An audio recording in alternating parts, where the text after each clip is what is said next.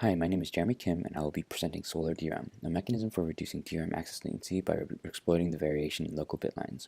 To begin, I will give a brief overview. DRAM latency is a major performance bottleneck in modern computer systems. The problem is that many important workloads exhibit many bank conflicts in DRAM, which result in even longer latencies. The goal is to first rigorously characterize access latency on state-of-the-art LPDDR4 DRAM and exploit our findings to robustly reduce DRAM access latency. From our findings, we propose Solar-DRAM, a mechanism that identifies local bit lines as weak or strong and robustly reduces DRAM access latency for reads and writes depending on whether it is the data contained in strong local bit lines. In order to evaluate Solar-DRAM, we experimentally characterized 282 real LPDDR4 DRAM modules and show in simulation that Solar-DRAM provides 10.87% system performance improvement over LPDDR4 DRAM. Here's the outline for the talk today. I'll start off by discussing the motivation and the goal. Many important workloads exhibit many bank conflicts. Bank conflicts result in an additional delay of TRCD, which is a timing parameter that must be obeyed for accesses to a closed DRAM row.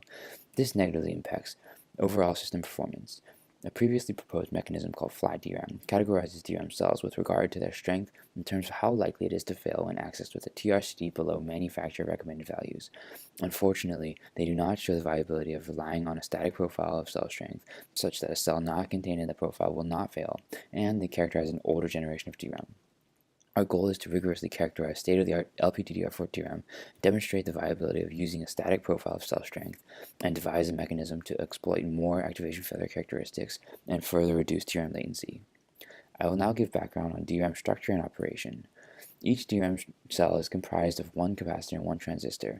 The capacitor stores data in the form of charge, and the access transistor gates movement of charge to and from the capacitor. The word line enables the access transistor to allow reading and writing data in this cell. The bit line moves data to and from the DRAM cell and I/O circuitry so it can be returned to the CPU.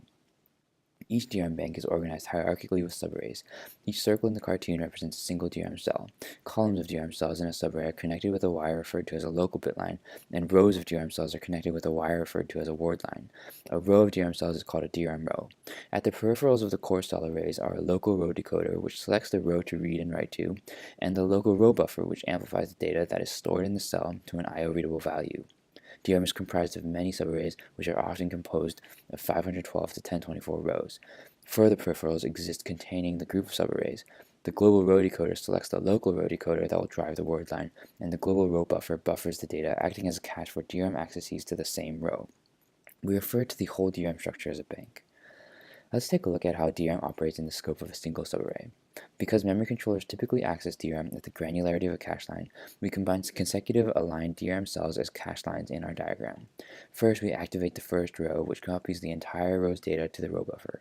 At this point, we can read our data at the granularity of cache lines within the activated or opened row. When we want to access data on another row, we must pre-charge the currently opened row, which prepares the row buffer for copying data from another row. We can now activate the second row before reading data from it. Now let's take a look at the timing parameters that must be obeyed to prevent failures. With this cartoon of a DRAM cell, we follow the voltage on the bit line. The x-axis shows the time, and the y-axis shows the voltage on the bit line. Initially, the bit line is kept at VDD/2. When the word line is driven high or activated, the capacitor begins to share charge with the bit line. The sense amplifier is then enabled, and the voltage differential on the bit line is amplified to an I/O readable value. In order to ensure correctness of operation, the memory controller can only read data TRCD time after the activation. We could read the data earlier when it reaches a readable voltage threshold Vmin, but we want to make sure that there is enough guard bands such that other cells that may be weaker due to process variation will not fail when accessed TRCD time after activation. We highlight and refer to varying degrees of strength of cells in terms of how early they reach the readable voltage threshold. If we are to read with a TRCD reduced below manufacturer recommended values, we begin to induce failures in the weaker cells. Cells that are read when their bitline's voltage is lower than Vmin have a probability of failure, and this probability increases as you read further below the voltage threshold. We refer to these failures as activation failures. To reiterate our goals of reducing TRCD, we want to rigorously characterize state-of-the-art LPDDR4 DRAM, demonstrate the viability of using a static profile of cell strength, and devise a mechanism to exploit more activation failure characteristics and further reduce DRAM latency. I will now describe our methodology for experimentally characterizing our DRAM modules. The infrastructure we developed tested 282 state-of-the-art LPDDR4 DRAM chips. Each device is 2 GB in size, and we have chips from across 3 major DRAM vendors. We test within a thermally controlled chamber with an ambient temperature range of 40 to 55 degrees Celsius with a tolerance of 0.25 degrees Celsius. The DRAM temperature is always held at 15 degrees Celsius above ambient using a local heat source. We had precise control over DRAM command and timing parameters, and we experimentally characterized activation failures by reducing the TRC timing parameter and accessing DRAM. Additionally, we used the DRAM simulator or emulator to study DRAM access patterns in real workloads. I will now present our key characterization results. I'll present our results in the following order. First, we'll look at the spatial distribution of activation failures. Next, we'll look at the spatial locality of activation failures for a single access. We will then look at the distribution of cache accesses in real workloads to study whether certain cache line offsets within a row are accessed immediately following an activation more frequently than others. This would indicate that some cache line offsets are affected by the TRC timing parameter more than others. Next, we'll look at whether the probability of activation failure changes over time. And finally, we'll look at the effects of reducing TRCT on write operations. We set out to answer the following question: how are activation failures spatially distributed in DRAM? We induce activation failures in many of our DRAM modules across all vendors, and we find similar results. This plot is a representative bitmap of a 1024 by 1024 array of DRAM cells. We indicate DRAM cells that were seen to fail in black and those that did not in white. We observe that failures are highly constrained to short columns of DRAM cells. Because modern DRAM uses subarrays containing between 512 and 1024 rows, we expect that the sudden change in columns with failures indicates subarray edges. We conclude that activation failures are highly constrained to local bitlines within subarrays, and we refer to bitlines containing failures as weak bitlines. The next question we want to answer is, where does a single access induce activation failures? To answer this question, we run the following test on many cache lines of DRAM with and without weak bit lines. We first activate the row containing the cache line and then immediately read the data in the cache line. This results in failures. We observe that these failures only occur within the cache line that was accessed immediately following the activation, even if there were other weak bit lines in the row. We conclude that we can identify regions of DRAM at the granularity of cache lines within subarrays as weak or strong. The next question we want to answer is, which cache line is most likely to be accessed first immediately following an activation?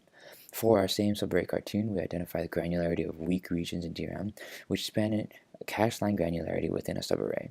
We refer to these as subarray columns.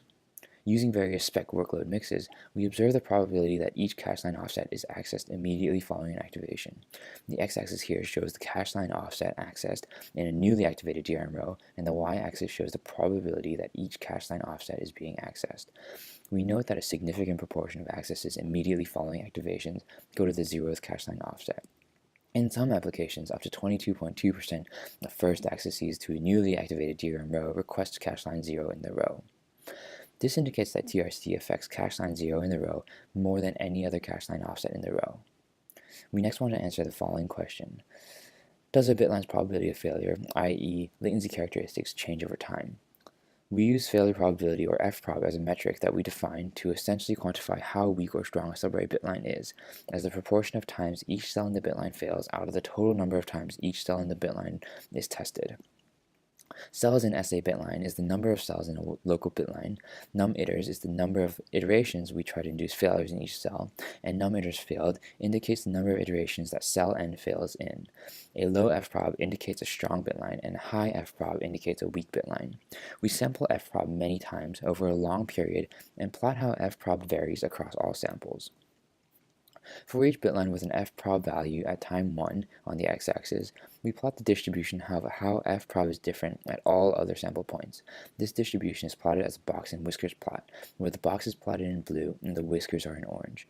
We note that the distribution tightly follows the x equals y axis, which indicates that a weak bitline is likely to remain weak and a strong bitline is likely to remain strong over time. From this, we conclude that we can statically profile weak bitlines in DRAM once and use it to reliably determine whether an access will cause failures at any point in the future. The next question we want to answer is, how are write operations affected by a reduced TRCD? To answer this question, we run the following test on many cache lines of DRAM with and without weak bitlines. We first activate the row containing the cache line and then immediately write to the cache line. We observe that data written is correctly, and we experimentally find that we can reliably issue write operations with TRCD values reduced by up to 77%. Leveraging all of our findings from characterizing activation failures in real DRAM modules, we propose Solar-DRAM to reliably reduce activation latency. Solar-DRAM identifies subarray columns as weak or strong and accesses cache lines in strong subarray columns with a reduced TRCD. Solar-DRAM uses a static profile of weak subarray columns, which can be obtained in a one-time profiling step, as we showed in our characterization. Solar-DRAM is comprised of three distinct components: variable latency cache lines, or VLC, reordered subarray columns, or RSC, and reduced latency for writes, or RLW. I'll now explain the three subcomponents, starting with VLC. For each subarray, we identify local bitlines as weak or strong. VLC identifies cache lines fully comprised of strong bitlines and accesses such cache lines with a reduced TRCD. Now I'll describe reordered subarray columns, or RSC. From the same diagram, we see that cache line 0 is weak and cache line 1 is strong. In order to capitalize on our knowledge that cache line 0 is most often accessed immediately following an activation, RSC remaps cache lines across DRAM at the memory controller level, so cache line 0 will likely map to a strong cache line such that it can be accessed with a reduced TRCD. Now I will describe reduced latency for writes, or RLW. RLW essentially identifies all subarray columns as strong when writing to DRAM. In other words, cache lines do not fail when accessed with the TRCD reduced by up to 77%. RLW therefore ensures that all writes to DRAM are issued with a significantly reduced TRCD. Each component increases the number of accesses that can be issued with a reduced TRCD, and they combine to further increase the number of cases where TRCD can be reduced. Solar-DRAM utilizes each of the components, VLC, RSC, and RLW, in concert to reduce average DRAM latency and significantly improve system performance.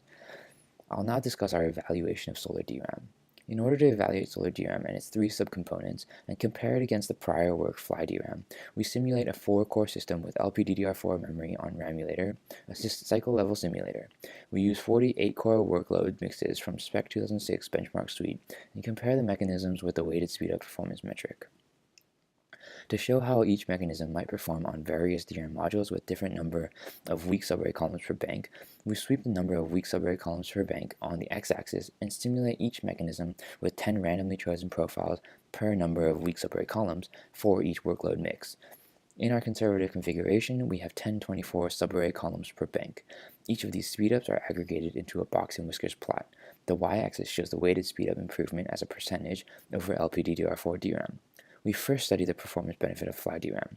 We note that because FlyDRAM identifies weak regions of DRAM at the granularity of low global bitlines across the full bank, FlyDRAM's performance benefits quickly diminish to 0 with a small number of weak subarray columns. We next plot variable latency cache lines, or VLC. We note that with any number of weak subarray columns per bank, VLC alone outperforms FlyDRAM and continues to bring performance benefits even with 512 weak subarray columns per bank.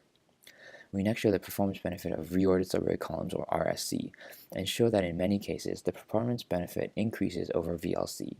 This is because RSC increases the proportion of accesses that use a reduced TRCD. We next plot the performance benefit of reduced latency writes, or RLW.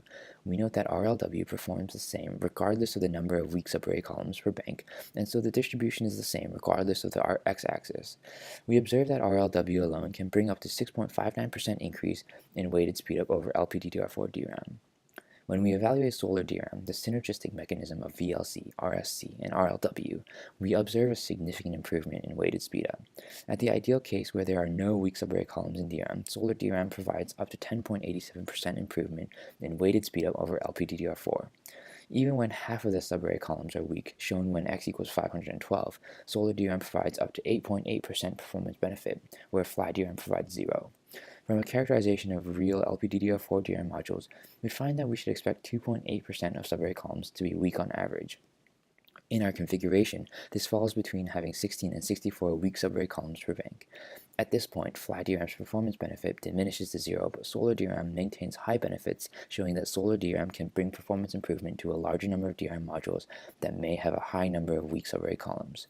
Solar-DRAM reduces TRCD for more DRAM accesses than FlyDRAM and provides up to 10.87% performance benefit across many DRAM modules. There are other results in the paper that include a detailed analysis on devices of the 3 major DRAM manufacturers, data pattern dependence effects of latency of activation failures, we find that random data pattern finds the highest coverage of weak bit lines. We also study temperature effects on activation failure probability, and we see that FPROB generally increase with higher temperature. We also study the evaluation of Solar-DRAM with heterogeneous workload mixes, and we find that Solar-DRAM can provide an 8.79% performance benefit. We also include further discussion on implementation details of Solar-DRAM and how to find a comprehensive profile of weak subarray columns. To conclude, DRAM latency is a major performance bottleneck in modern computer systems. The problem is that many important workloads exhibit many bank conflicts which result in even longer latencies. The goal is to first rigorously characterize access latency on state-of-the-art LPDDR4 DRAM, and second, exploit our findings to robustly reduce DRAM access latency. From our findings, we propose Solar-DRAM, a mechanism that identifies local bit lines as weak or strong and robustly reduces DRAM access latency for reads and writes depending on whether it is the data contained in strong local bit lines. In order to evaluate Solar-DRAM, we experimentally characterized 282 real LPDDR4 DRAM modules and show in simulation that Solar-DRAM provides 10.87% system performance improvement over LPDDR4 DRAM. This concludes my talk, and thank you very much for your attention.